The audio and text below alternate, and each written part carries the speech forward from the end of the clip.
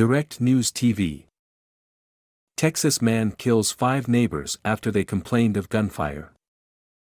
Cleveland, Texas. A Texas man went next door with a rifle and fatally shot 5 of his neighbors, including an 8-year-old boy, after they asked him to stop firing rounds in his yard because they were trying to sleep, authorities said Saturday. The suspect, identified as 38-year-old Francisco Oropeza, remained at large more than 18 hours after the shooting, and authorities warned that he might still be armed. The attack happened just before midnight Friday near the town of Cleveland, north of Houston, on a street where some residents say it is not uncommon to hear neighbors unwind by firing off guns. San Jacinto County Sheriff Greg Capers said Oropeza used an AR-style rifle, and as the search for him dragged into Saturday evening, authorities had widened their efforts to as far as 10 to 20 miles from the murder scene.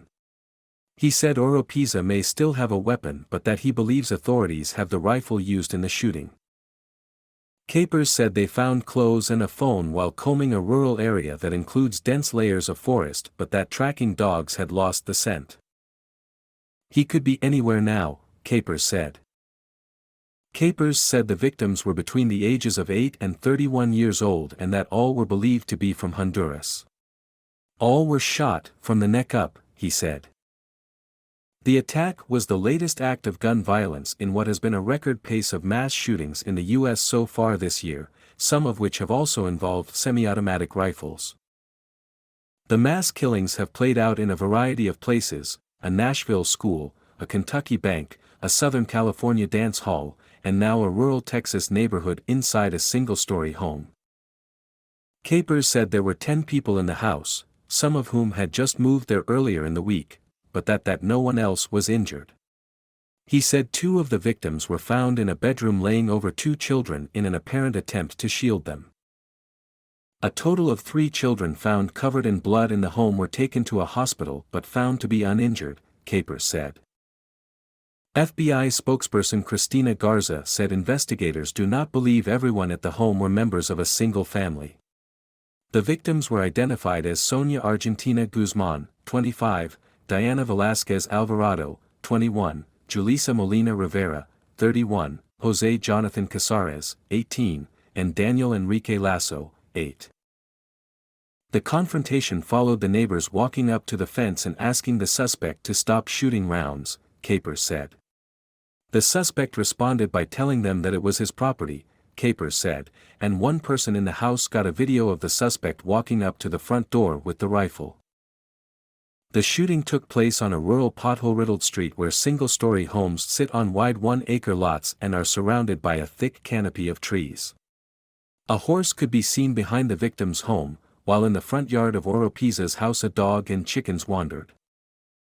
Rene Arevalo Sr., who lives a few houses down, said he heard gunshots around midnight but didn't think anything of it. "It's a normal thing people do around here, especially on Fridays after work," Arevalo said. "They get home and start drinking in their backyards and shooting out there." Capers said his deputies had been to Oropeza's home at least once before and spoken with him about shooting his gun in the yard. It was not clear whether any action was taken at the time. At a news conference Saturday evening, the sheriff said firing a gun on your own property can be illegal, but he did not say whether Oropeza had previously broken the law.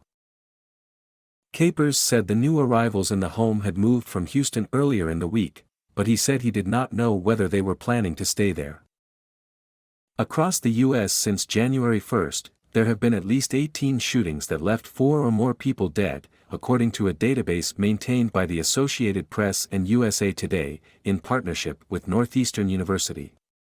The violence is sparked by a range of motives: murder-suicides and domestic violence, gang retaliation, school shootings, and workplace vendettas.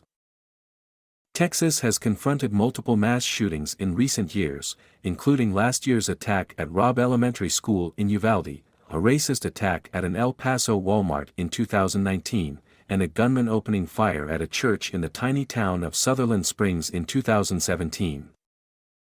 Republican leaders in Texas have continually rejected calls for new firearm restrictions, including this year over the protests of several families whose children were killed in Uvalde. A few months ago, Arevalo said Oropesa threatened to kill his dog after it got loose in the neighborhood and chased the pit bull in his truck.